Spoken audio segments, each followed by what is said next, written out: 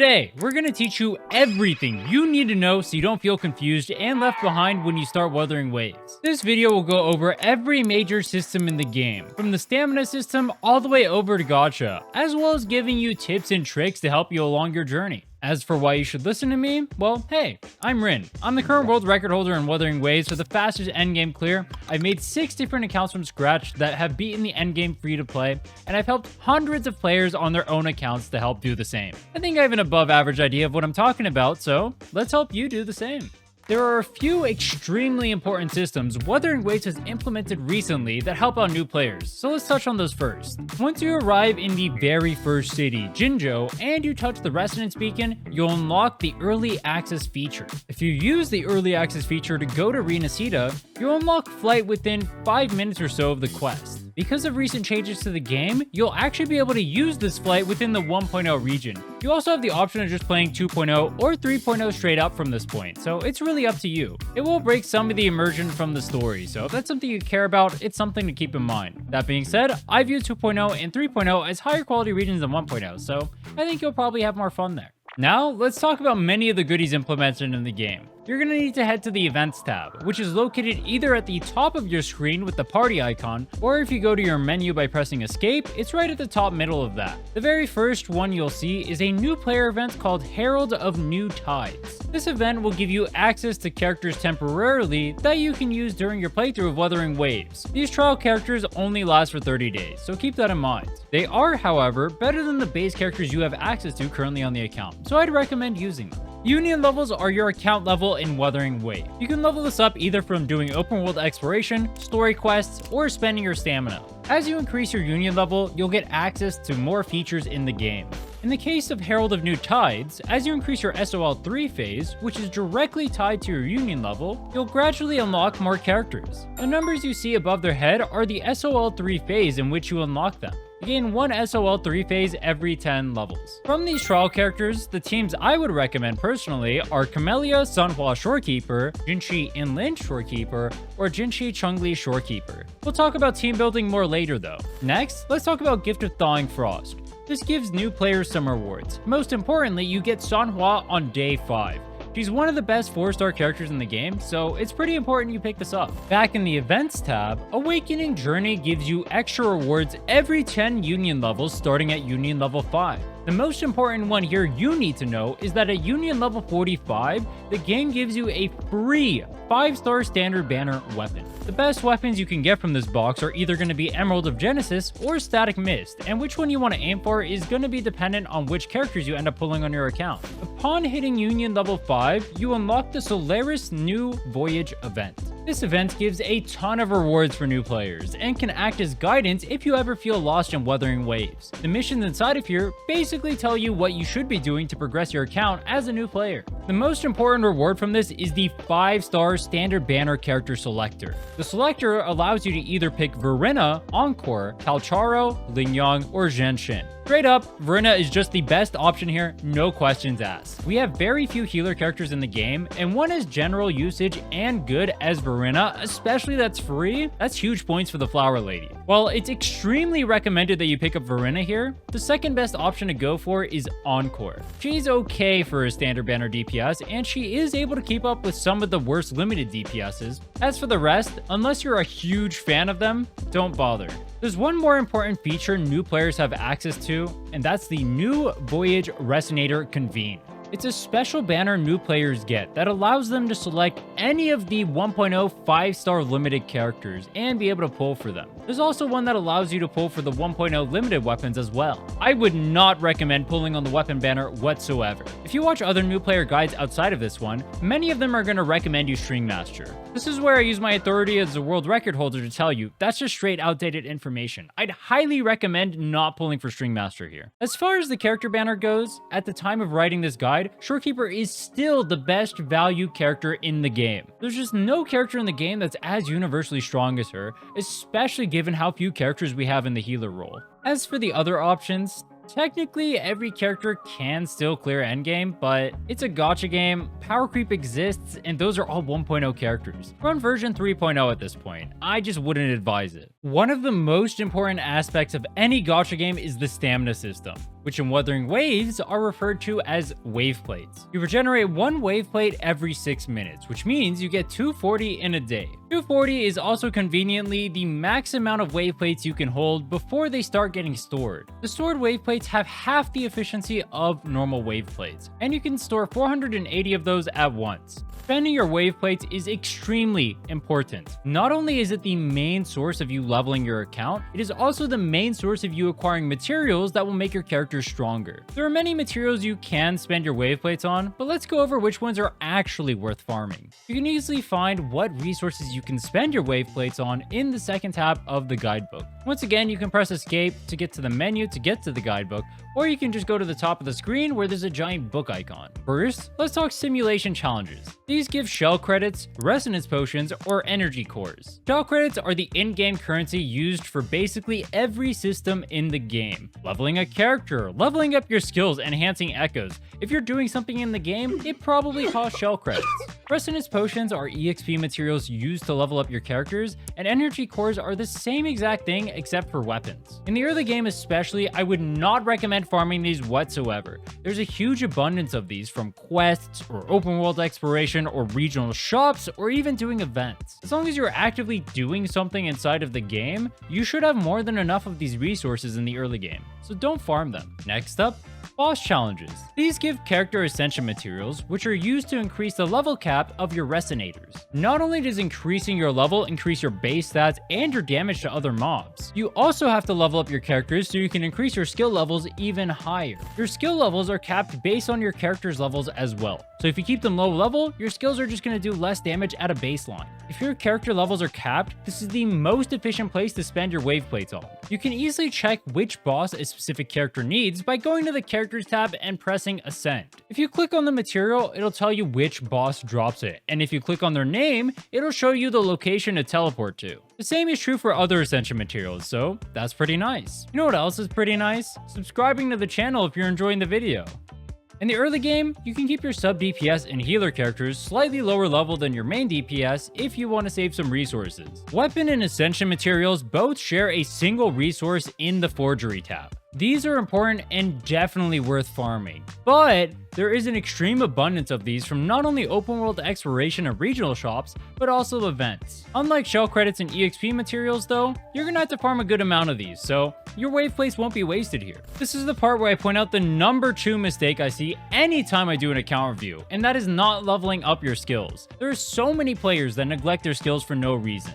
Don't be one of them. Please, for the love of God, just level up your skills. It's just free damage. If you're ever confused about what skills you should prioritize, the guide depot in-game is actually a pretty reliable source of information here. You can access it from the main menu we've talked about a few times before. Inside the guidebook, you'll also notice weekly challenges. These are arguably the most important things you could possibly do. This is the biggest gate for new players, as there are very few sources of this material and you need so many of them. If you have a limited amount of time in the game and you haven't done these yet, I would highly recommend doing them. They're used to both level up your skills past level 6, as well as grab important passives inside of your skill tree. Weekly bosses reset every Sunday, so try to plan your playtime accordingly. To see which your character needs, you can go to the top row of any of your skill trees and just click on one of the nodes there.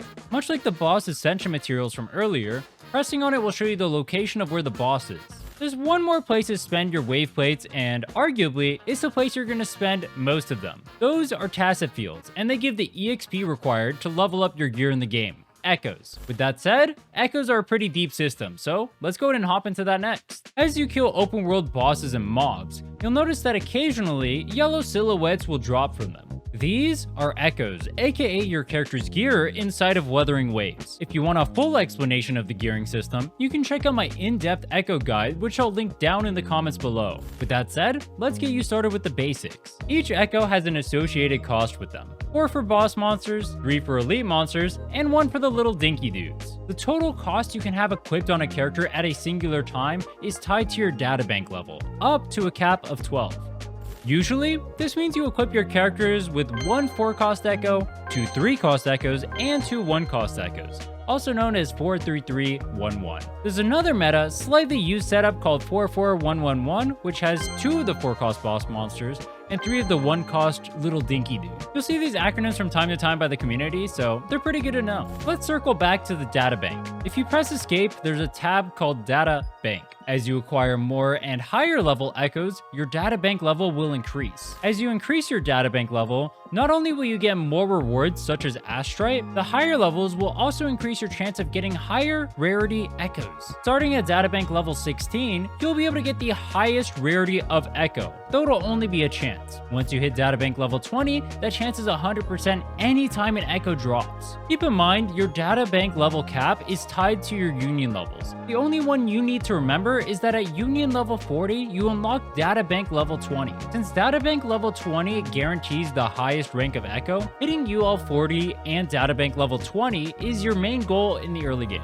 Different echoes are part of different sets, and which set your character wants can be pretty confusing to new players. Luckily, the guide depot is actually pretty good for this as well. If you're ever feeling lost about what sets you should use, what main stats you should aim for, what cost echoes you need, or what substats you need for that specific character, the Guide Depot has you covered. It's not 100% accurate, like it's recommending Sheng Liao over Yuno for Rhinne, which is kind of weird, but it's a good starting point for beginners and you're not going to brick your account if you listen to it. Back to echoes. There's still a good amount to cover here. Echoes have main stats and substats. An echo's main stat pool is tied to their cost, so 4-cost echoes will have different main stats than 3-cost echoes, and so on. Despite this, every echo, regardless of cost, shares the same pool of substats. To level up your echoes, you're going to be using sealed tubes. As you level up your echoes, your main stat will increase. Every 5 levels, you unlock the ability to use your tuner to tune an echo, which will then give you an RNG substat for that echo.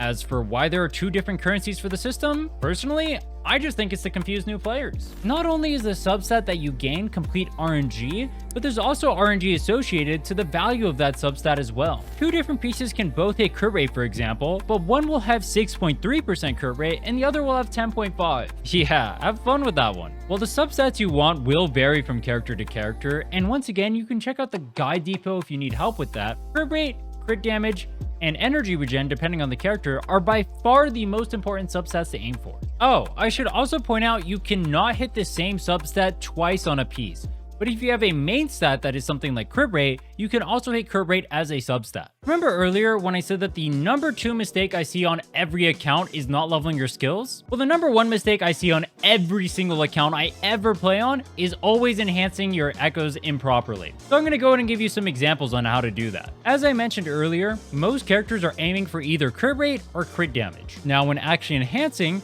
we're either going to look for crit rate or crit damage on our first or second roll, depending on what our goal is. If you want to be more efficient, only going to +5 and checking the substat there for either crit rate or crit damage is the best way to do it. That being said, if you're someone who doesn't want to farm as much like I do, checking the first 2 rolls is nearly as good, and honestly, it saves you way more time not farming the open world. In my case, we're going to be checking for the first 2. So we're going to go to +10 over here, and we're going to see what we hit. Okay, so we did not hit crit rate or crit damage here. We hit flat attack, and we hit resonant skill damage bonus. What that means is, this piece is no longer useful to me. So we're going to move on to the next piece. So we'll try once again. We hit crit rate or crit damage, which we hit crit rate. Okay, so crit rate is a good stat for us, and Resonance Liberation is okay. In this case, this piece is for Rhinne. So what we're going to do now is we're going to go to +20. That means we're going to be checking for substats. So right here, you can see I go +20. Side note, I'm using the exact amount of tubes to get as close to this EXP value as possible. The reason I'm doing that is any extra EXP is just going to be wasted. While you can recover some of the EXP back by foddering the echoes, it's only 30% or so of the value. So I'm just squeezing out some extra EXP here. Go to enhance again, and I hit HP and defense. Now in my case, I hit a low roll of crit rate, I hit 2 useless rolls, and a pretty mid roll, as Resonance Liberation damage is just not that good for Rhinne. So in this case, I don't want to work on this piece anymore. I'm just going to bin it. I'm going to go one more time. We're going to check one more piece. Once again, we're going to go over here. We'll roll twice. In this case, we hit flat attack and heavy attack damage bonus. There's no reason for me to continue on this piece. We'll just call it a day here. This is one of the most efficient ways to hit double crit on your echoes, so I highly recommend that you follow this strategy. I mentioned it earlier, so the last thing we're going to touch on regarding echoes is recovering your tubes and tuners. If you go over here to the echoes tab of your backpack and you press the trash icon, you can actually recover some of the tubes and tuners of your echoes. In this case, it shows me right here. I get 21 of the tubes, I get 15 of the tuners back. This is from a level 25 Echo. That means I spent 50 tuners on this thing and I only got 15 of them back. So it is a much lesser value, but for any pieces that end up dead on your account, you can always recover them like this. The gacha system is the most important aspect you need to understand in Wuthering Waves. It's how you acquire characters within the game, and it's where they try to get you to spend your money. As such, let's explain what you need to know. Gacha is a system where you can spend currency to obtain items from banners in-game. Yes, there are a ton of banners here, and that will be confusing, but I'll explain which ones to pull on in a bit. When you pull, there is an RNG chance to obtain either a 3, a 4, or a 5-star item. At base, you have a 93.2% chance of obtaining a 3-star item, which are for the most part in this game useless. You have a 6% chance to obtain a 4-star character or weapon, and a 0.8% chance to obtain a 5-star character or weapon. On top of this base rate, you're guaranteed one 4-star character or weapon within 10 pulls, resetting every time you hit a 4 or 5-star item. At least once every 80 pulls, you are guaranteed to get a 5-star character. Once you hit 65 pulls on a given banner, you enter what the community refers to as soft pity, where your chance of obtaining a 5-star gradually increases with every single pull. This means that in reality, it's pretty unlikely that you go all the way to 80 to obtain a character. If you end up obtaining a 5-star weapon or character, this 80 pity also resets. There are two types of banners: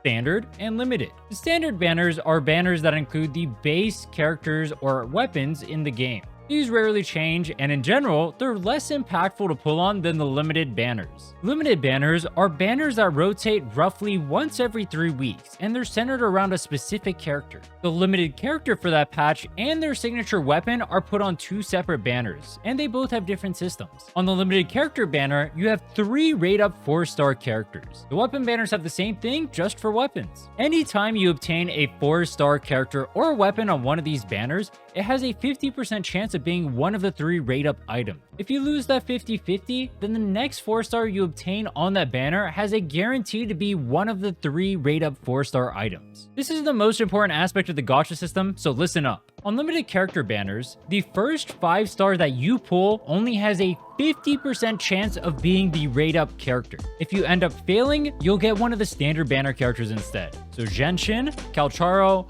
Encore, Rhinne, or Lingyong. From there, the next 5-star that you pull on the character banner is guaranteed to be the rate-up 5-star. Both the built-up pity and the guarantee carry over for their respective banners. For example, if you pull 10 times on the limited character banner and then decide to stop, the next banner that you end up pulling on will start at that 10 pity. The same exact thing is true if you end up losing your 50-50 and then stop. If you lose that 50-50, then you pull on a banner, say 5 months from now, it's going to be a guarantee that you get that rate-up character. Limited weapon banners do not have this 50-50 system. If you end up pulling a 5-star on the limited weapon banner, you're guaranteed to get that limited weapon. This means that in terms of account strength, it's often advisable for you to get signature weapons. Though, you should keep in mind, many characters do not need their signature weapons and actually have standard banner or 4-star options that are just as viable. That means for you, make sure to look that up before you make a decision to pull for one. There's 4 main currencies used for the gacha system. Lustrous Tides, which are this green ball, are used for both the standard weapon and standard character banners. I would highly recommend that you only use this pull currency on the standard weapon banner. That means no standard character banner whatsoever, not even the beginner's choice banner.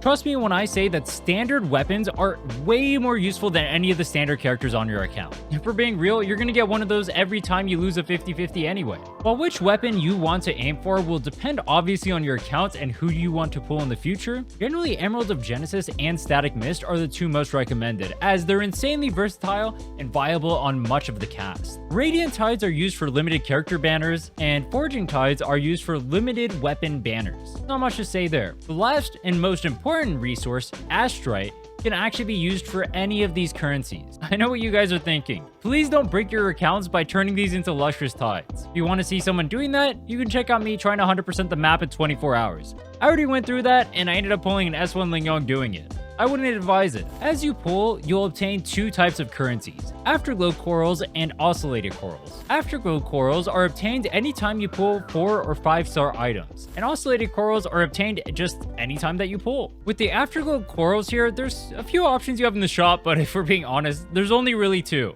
You can either spend your Afterglow Corals to buy the Radiant Tides or Forging Tides, or you can buy the wave bands of limited characters. Everything else in the shop, including the tuners and main stat selectors here, I would highly advise against. As for what you should spend on, generally, I spend on the pulls as I value having more characters on my account, and that's the main reason why I actually play gachas, but if we're talking purely from an account strength standpoint, technically the wave bands are more value for your account strength as a whole. These only cost 45 pulls worth of the Afterglow corals in currency. So technically they're actually pretty value, especially when the expected amount of pulls to get a singular character is, I think, more than double that. I already bought out some of the oscillated coral shop this month, but in here you'll see Forging Tides, Radiant Tides, and Luscious Tides, the 3 pulling currencies we talked about earlier. I'd recommend buying the Forging Tides and Radiant Tides first, whichever one that you end up needing to pull for on a given banner, and then I would buy the Luscious Tides after that. Outside of that, if you have some extra leftover currency, the sealed tubes are a decent pickup, and then if you're lazy, you can get the main stat selectors like I do, but neither of those are necessary, and you have other sources of them in the game available as well. So make sure you have enough of this oscillated coral currency to buy at least the next month worth of pulls before you decide to pick up anything else in the shop, or you're griefing like I am right now.